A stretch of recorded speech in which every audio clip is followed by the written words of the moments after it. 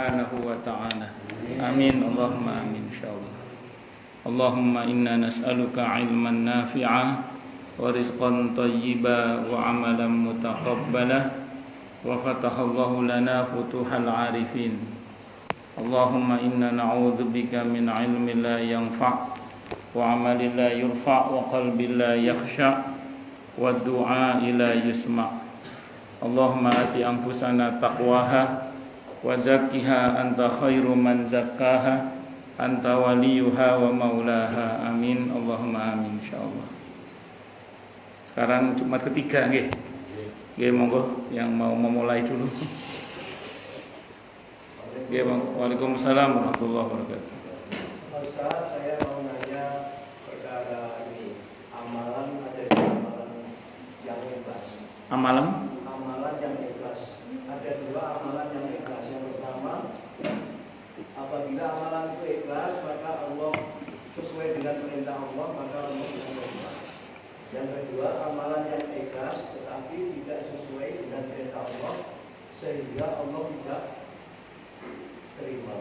Contohnya yang amal ikhlas tidak sesuai dengan perintah Allah itu seperti apa? Sampun. Pertama, ikhlas itu dulu apa?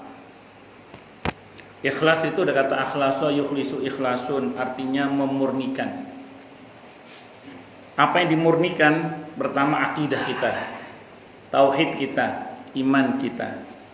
Jangan sampai terkotori oleh hal-hal yang dapat merusaknya, seperti syirik, murtad, dan kufur akan ayat-ayat Allah. Kalau sampai akidah kita terkotori oleh salah satunya saja, maka berarti tidak ikhlas. Sehingga kata Allah antara lain di surah Al-Kahfi ayat 105, fahabitat a'maluhum fala nuqimu lahum yaumal qiyamati wazna. Hancur lebur amalnya, dan kalau sampai mati enggak tobat, Allah tidak akan timbang amal perbuatannya, alias menghadap kepada Allah dengan nol kebaikan. Kenapa enggak timbang? Karena nol kebaikan tadi. Makanya harus dijaga iman kita, akidah kita, tauhid kita. Jangan sampai terkotori oleh hal-hal yang dapat merusaknya, seperti syirik, murtad, dan atau kufur akan ayat-ayat Allah. Itu yang pertama. Yang kedua, ikhlas itu memurnikan niat untuk berbuat semata-mata hanya karena Allah. Allah berfirman dalam Al-Quran antara lain di surah Al-An'am ayat 162 niku. Qul inna sholati wa nusuki wa mahyaya wa mamati lillahi rabbil alamin. Katakanlah wahai Nabi, sesungguhnya sholatku, ibadahku, hidup dan matiku, seluruhnya itu semata-mata hanya karena Allahu Rabbul Alamin. Memurnikan niat karena Allah. Bahwa nanti ada plus-plusnya tidak apa-apa, yang penting benar. Seperti karena Allah plus berharap masuk surga, berharap dapat pahala, berharap rizki dari Allah, tidak apa-apa. Yang penting dasarnya karena Allah. Syukur-syukur puncaknya betul-betul karena Allah. Kalau ditanya kenapa kamu sholat, saya berharap disayang oleh Allah, diridhoi oleh Allah, dirahmati oleh Allah. Itu yang kedua. Yang ketiga, memurnikan amal. Memurnikan amal ini maksudnya berbuat sesuai dengan tuntunan. Maksudnya gini, yang nggak boleh ditambah jangan ditambah, yang nggak boleh dikurangi jangan dikurangi, yang boleh ditambah dan dikurangi silakan ditambah dan dikurangi. Yang penting tidak bertentangan dengan syariat, sesuai dengan tuntunan syariat. Contoh, yang nggak boleh ditambah jangan ditambah. Misalnya mentang-mentang semangat puasa, 1 Syawal masih puasa, tidak boleh. Tidak boleh ditambah, pas harus. Tidak boleh lebih 1 Syawal haram kita puasa. Ngeten nggih. Baru boleh tanggal 2 Syawal puasa sunnah. Kecuali qadha, monggo silakan. Yang nggak boleh dikurangi jangan dikurangi. Apa contohnya? Zakatul fitri misalnya. Zakatul fitri atau zakatul mal, zakat itu harus pas. Lebih boleh, kurang tidak boleh. Itu zakat. Pernah ada orang datang ke rumah itu, Pak Kiai, ini anak saya umur 1,5 tahun. Boleh nggak Pak Kiai zakatnya 1,5 kilo saja? Ini pertanyaan nyata, saya jawab. Pak, mau umur setahun setengah, seabad setengah, yang namanya orang zakat itu satu sok itu kalau dibuat liter 3 liter setengah atau 2 kilo setengah lebih. Ya, jadi lebih boleh, kurang jangan kalau zakat. Itu namanya ikhlas. Yang boleh dikurangi, yang boleh dikurangi silakan dikurangi kalau memang boleh dikurangi oleh syariat. Apa contohnya? Cuape Ustaz, witir tok setelah ba'da isya witir 1 rakaat boleh enggak? Boleh. Misalnya enggak tarawih. Kan tarawih kan 23 rakaat paket lengkapnya. Kalau diskon 60% 11 rakaat. Kadang masih diskon lagi dari witir doang, boleh enggak? Silahkan aja. Enggak apa-apa, kan enggak wajib. Ya, yang boleh dikurangi silakan dikurangi. Itu dulu nggih, ikhlas itu maknanya. Nah, menarik. Beramal dengan ikhlas tapi Allah tidak terima. Biasanya gara-gara enggak bener. Dia beramal ikhlas karena Allah, tapi karena enggak bener enggak diterima oleh Allah. Enggak bener itu misalnya apa? Tidak terpenuhi syarat dan rukunnya misalnya. Enggak terpenuhi syarat dan rukunnya. Kalau syarat rukunnya enggak dipenuhi, ya diterima. Contoh, ada orang sholat batal wudhu tapi enggak wudhu, hadas besar tapi enggak mandi besar, atau mandi besarnya enggak bener. Loh, apa ada Ustadz? Ada, saya pernah tahu ada orang di Surabaya itu anaknya udah 4 kalau enggak salah, baru ngaji itu baru ngerti kalau yang namanya mandi besar habis senggama itu sekujur tubuh. Selama ini dia cuman mandi biasa, nggak pakai rambutnya, nggak di padahal anaknya udah 4 itu. Gimana itu? Ya sudah, yang lalu biar berlalu, berarti kedepannya mudah-mudahan diterima oleh Allah. Nah, karena dia nggak benar dalam beramal, otomatis nggak diterima. Contoh niku, ya dia ikhlas tapi caranya nggak benar karena tidak sesuai dengan tuntunan syariat itu. Itu seperti itu. Wallahu a'lam bishawab. Ini contoh mawon, nggih. Jadi Pak Ustaz, jadi amalan itu yang seperti tadi Pak Ustaz ya, sama yang amal, tapi nggak menjalankan sholat, tapi amal katanya termasuk itu juga nggak diterima Pak. Itu sama nggak Pak Ustaz? Gini. Tergantung siapa yang berpendapat dulu. Kalau Ibnu Hazm berpendapat bahwa orang yang meninggalkan sholat 5 waktu itu sudah kafir, memang kalau sengaja ya. Ya kalau kafir otomatis yang lain kan nggak diterima. Tapi beda dengan mazhab Syafi'i. Kalau mazhab Syafi'i kan dirinci. Kalau dia meninggalkan sholatnya karena malas, maka dia fasik, dosa besar, wajib tobat dan wajib qadha. Ini pendapat dalam mazhab Syafi'i. Kalau dia karena mengingkari wajibnya sholat, maka dia sudah murtad dengan kesepakatan para ulama.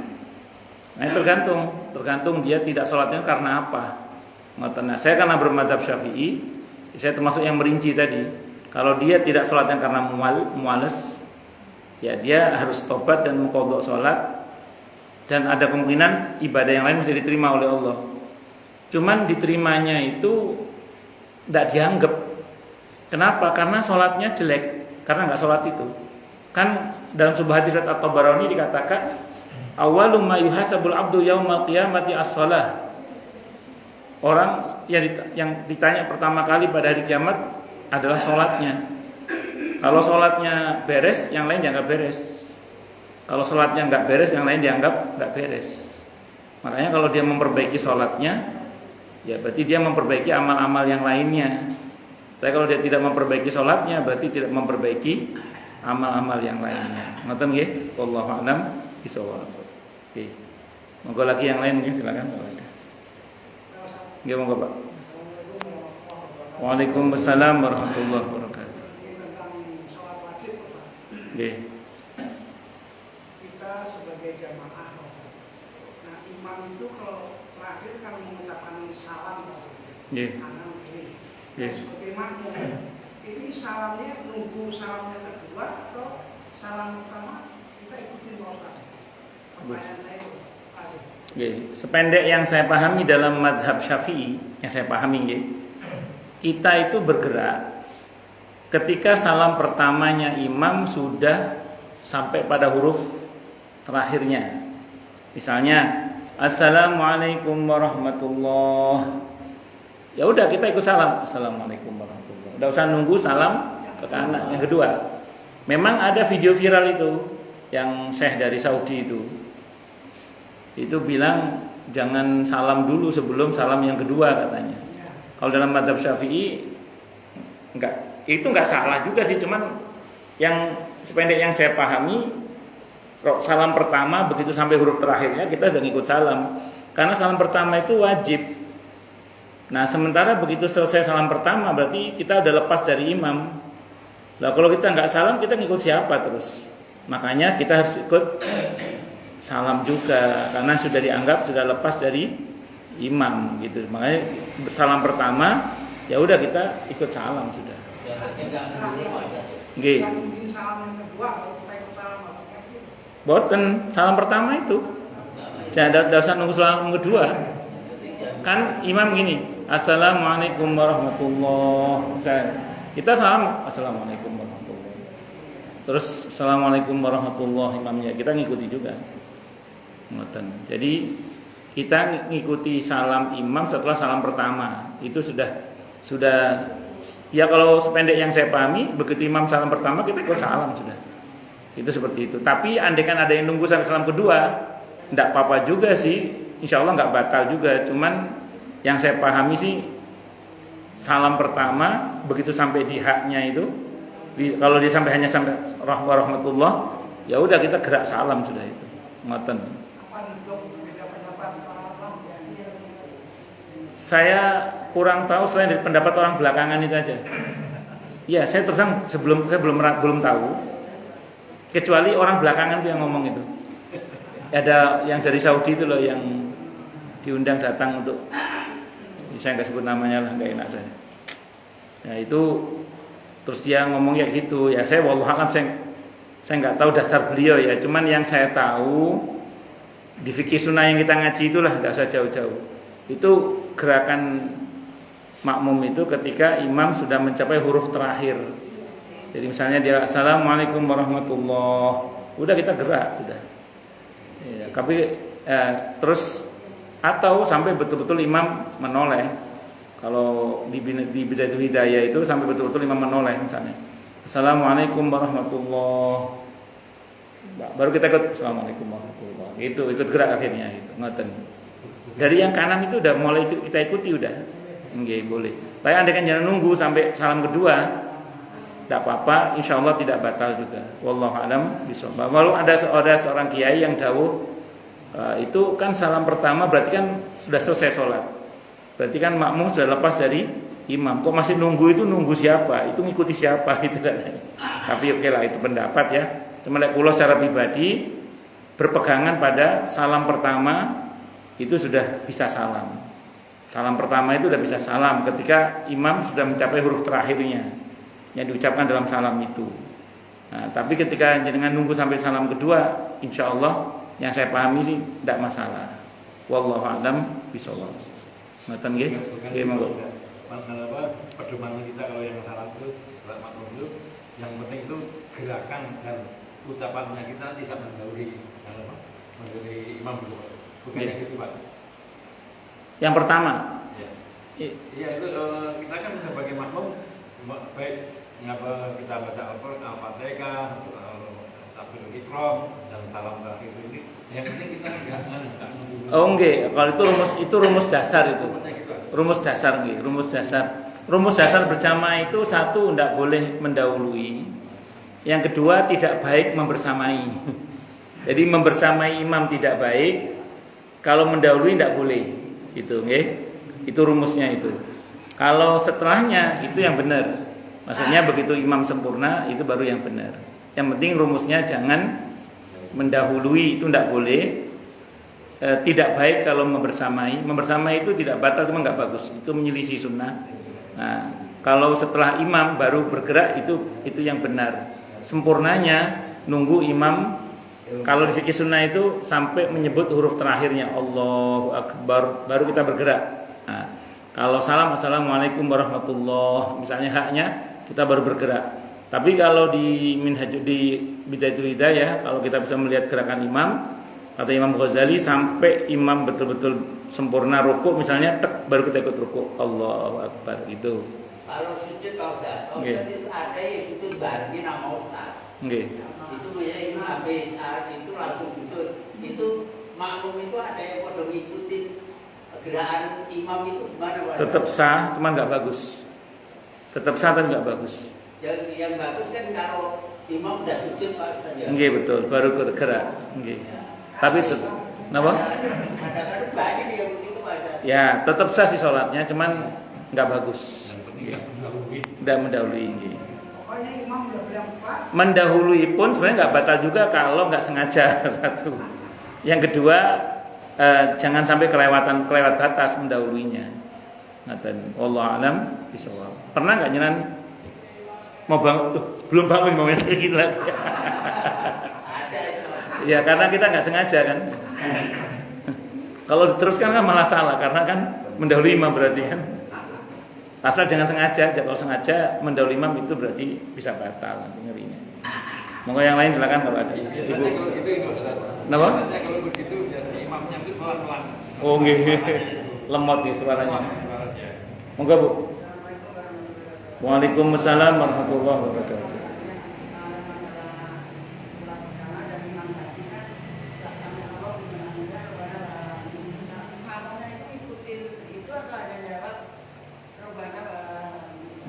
Bagus. Kalau di dalam madhab Syafi'i kata Imam Nawawi itu tetap ketika imam mengucap Sami Allahu liman hamidah, kita bangkitnya sama mengucap Sami Allahu liman hamidah, baru mengucap Rabbana walakal hamdu. Imam Nawawi mengatakan memang di hadis itu Nabi mengajarkan begitu imam mengucap Sami Allahu liman hamidah, Rabbana walakal hamdu, kata Nabi barang siapa yang menyamai imam dalam bacaan Sami Allah liman hamidah Rabbana walakal hamdu itu, maka dia akan diampuni oleh Allah. Atau barang siapa yang bersama ucapan malaikat mengucap Rabbana walakal hamdu, dan Rabbana walakal hamdu itu Rabbana walakal hamdu malaikat itu bersamaan dengan Rabbana walakal hamdunya imam, maka dia akan diampuni oleh Allah. Kata Imam Nawawi, itu bukan berarti meniadakan Sami Allah liman hamidah. Karena Sami Allah liman hamidah itu sesuatu yang maklum, yang Nabi tidak perlu mengulang. Makanya kata beliau, tetap kalau dalam mazhab Syafi'i Sami Allah liman hamidah, segera Rabbana walakal hamdu, mengikuti bacaannya imam supaya kita bisa bersamai Rabbana walakal hamdunya imam yang bersamaan dengan Rabbana walakal hamdunya para malaikat, supaya kita diampuni oleh Allah. Ngoten Bali, itu ngoten yang saya pahami Bu. Jadi kita ngikuti ucapan dari awal boleh? Boleh, enggak apa-apa. Memang dalam mazhab Syafi'i begitu. Kalau dalam mazhab Syafi'i, ngoten nggih Bu nggih. Nah, tapi kalau ibu-ibu selama ini, selama saya langsung Rabbana walakal hamdu. Ada satu pendapat yang mengatakan tidak boleh. Tapi saya termasuk yang ikut pendapat tidak apa-apa insyaallah. Cuman karena saya bermadzhab Syafi'i, saya tetap pas bangkit sebagai makmum Rabbana Sami Allah liman hamidah, baru saya segera Rabbana walakal hamdu. Itu yang saya lakukan ya. Wallahu alam bishawab. Kalau di Saudi itu kan ya mereka mengamalkan hadis itu, teks hadisnya itu. Saya nggak tahu ya dalam mazhab Hambali apakah begitu ya. Saya kan Saudi kan kebanyakan menggunakan mazhab Hambali, kebanyakan nggih. Wallahu alam bishawab. Nggih monggo Pak. Itu bacaan imam sama dengan bacaan makmum, pengertiannya gimana?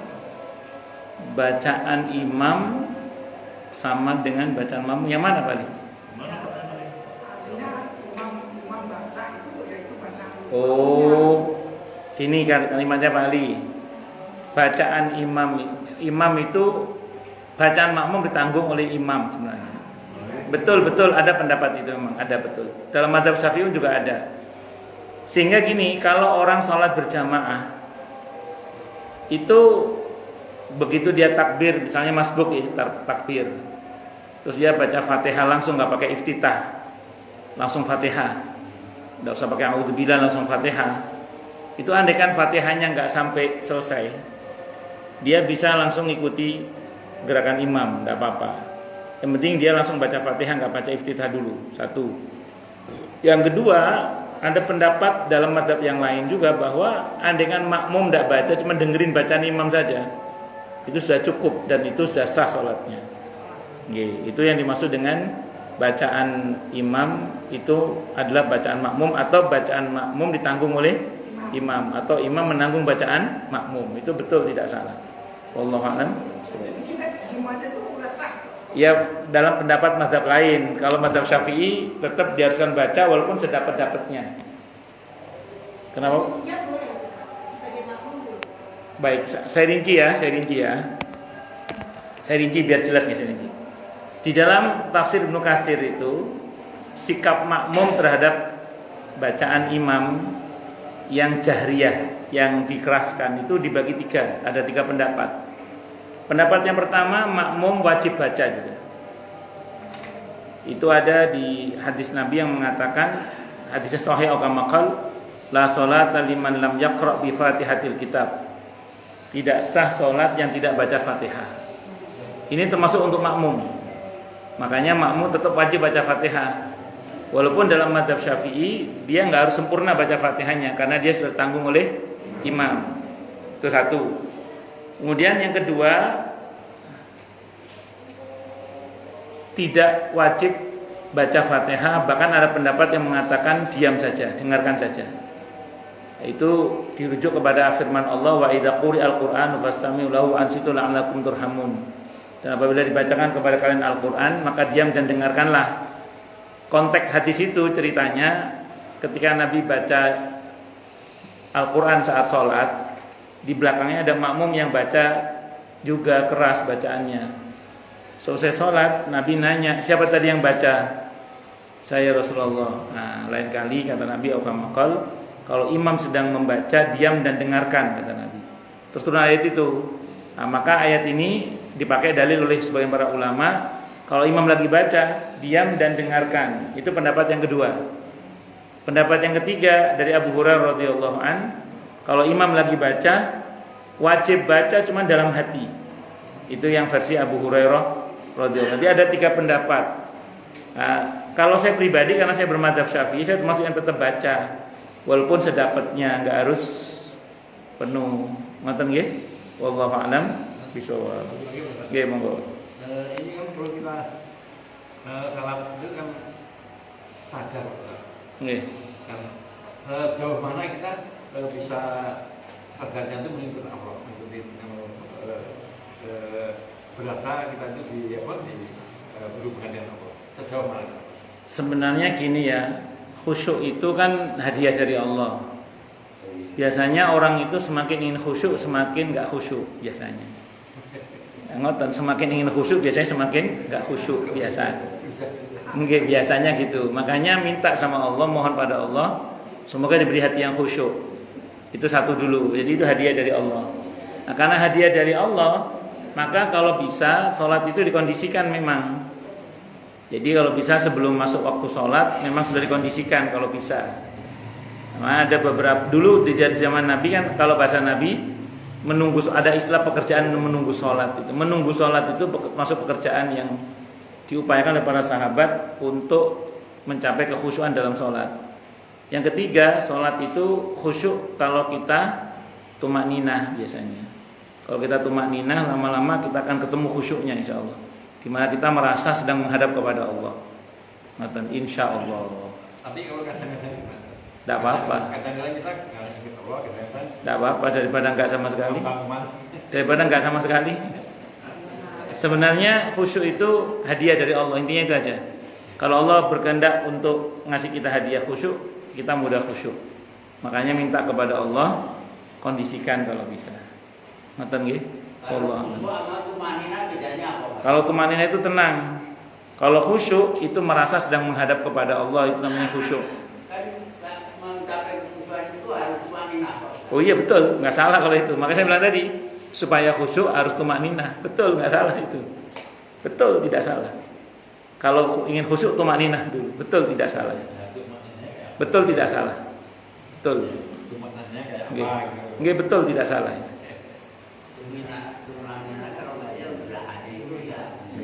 Tenang. Cukup dulu nggih. Ada lagi? Napa Pak Haji sakit? Tapi kurang sehat. Di belakang sekali. Oh, semoga lekas sembuh, saya telah panjang umur yang barokah sedanten ya amin insyaallah. Kita tutup dengan hamdalah. Alhamdulillahirabbil alamin. Semoga kajian kita bisa bermanfaat, mubarakah fi dini wa dunya wal akhirah untuk kita, keluarga kita dan seluruh umat Islam semuanya. Dan mudah-mudahan kita semua dijadikan oleh Allah sebagai orang-orang yang sukses dunia akhirat, selamat dunia akhirat, bahagia dunia akhirat, dan dipermudah setiap urusan kita oleh Allah fi dini wa dunya wal akhirah. Semoga Allah limpahkan hidayah selalu untuk kita. Semoga Allah tingkatkan selalu hidayah untuk kita. Dan semoga Allah berikan hidayah untuk siapapun yang melihat kita. Subhanakallahumma bihamdika asyhadu an la ilaha illa anta astaghfiruka wa atubu ilaik. Sallallahu alaihi Muhammad wa ala alihi wasallam. Saya mohon maaf. Wassalamualaikum warahmatullahi wabarakatuh.